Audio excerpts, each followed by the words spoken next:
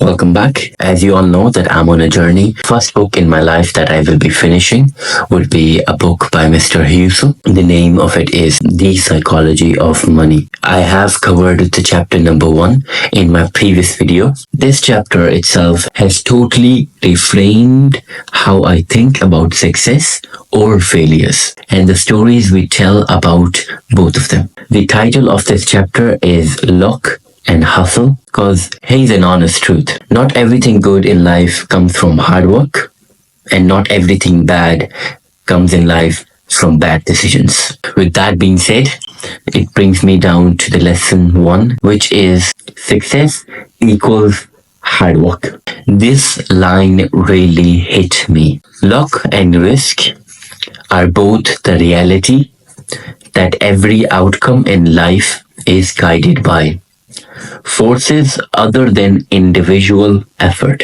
We people love to believe that everything is in control and that we are in control, that our hustle guarantees the results that we want.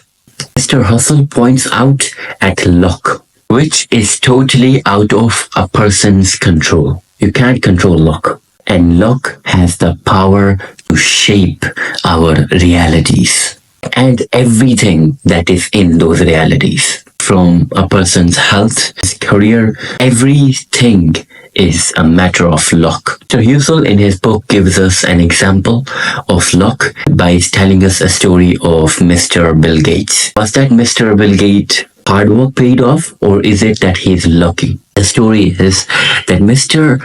Gates went to a school that had a computer in 1968. And that school being only the one school in the entire world to have a computer. Of course, he does say that Mr. Gates is a hard-working youth, but would luck not have played a part in his success stories?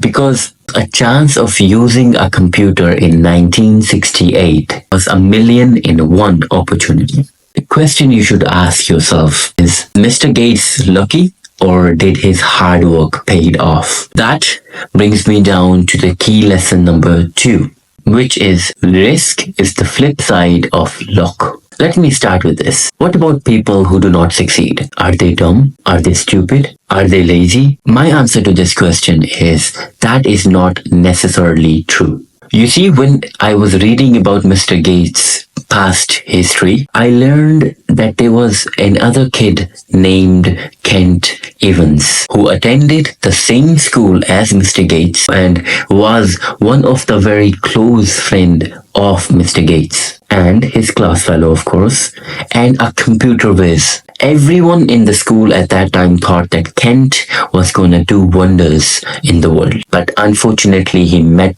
a tragic end, died in an accident before even graduating. This tells me that you can do everything right, but still lose. In an alternative word, it's called risk. And Mr. Morgan says in his book, luck and risk are siblings.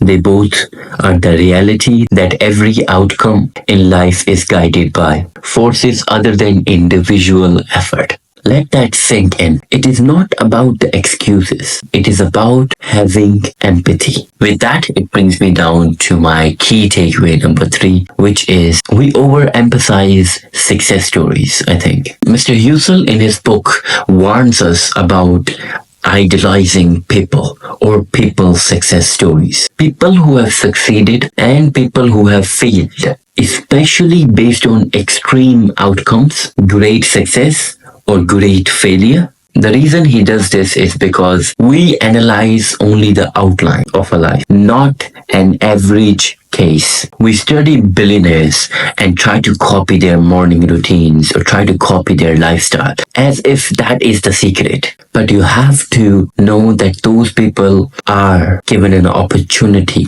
by luck, then a repeatable behavior. And Mr. Husel says, focus less on specific individual stories and do a case study on the more broad patterns. That is real wisdom right there. Instead of us being obsessed over unicorn success stories or a tragic downfall, Learn what works for most people most of the time. With that, it brings me down to the next key takeaway, which is don't judge outcomes without knowing the context. This is where empathy kicks in, like chapter number 1. You don't know what advantages someone started with. You don't know what silent sacrifices a person made, or what risks that a person took. So just stop assuming moral weight to every win or loss. Instead of judging, ask, what did the person do right and what did he do wrong?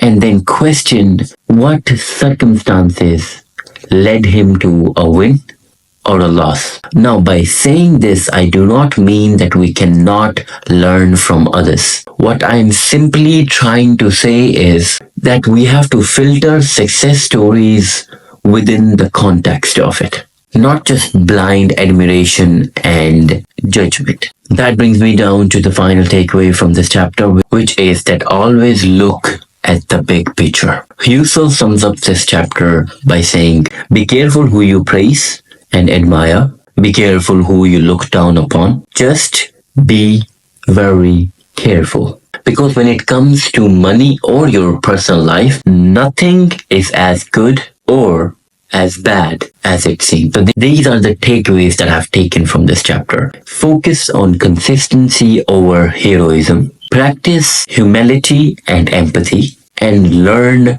principles and not personalities. Cause luck and risk are always in the background, whether we like it or not. With that, it brings me to the end of chapter 2, and this chapter has given me a reality check that I did not know I really needed, but by understanding that we are not in control as much as we think, and that is not a bad thing. It just seems that I need to be more thoughtful, more humble, and less judgmental, and less quick to judge others. If you're enjoying this book, let me know in the comments. And if I have missed on a key line or something that I should take away that you think is very important from this chapter, please do tell that into my comments as well.